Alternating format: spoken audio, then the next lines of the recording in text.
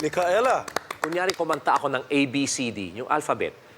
Okay? A, B, C, D, E, F, G. Actually, minsan pwedeng mahina lang ang pagkanta eh. Kasi hindi kailangan palaging malakas ang boses. So yun, ako, may kailangan ko pa ng practice, lalo na sa paggamit ng proper breathing. Yung paghinga mo, para mas masustain mo yung mga parts ng song. For example, overall, nag-enjoy din ako, hindi lang sa performance mo, pero sa purpose din ng performance mo.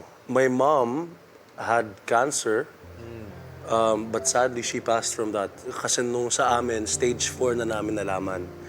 So your mom, don't lose hope kasi stage 1, talagang maagapan pa yan. There's still a lot of hope. Okay? But for now, si Kuya JK mo magno-no muna.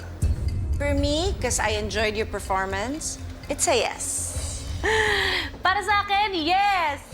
Okay, Micaela. Ang sasabihin ko ay no.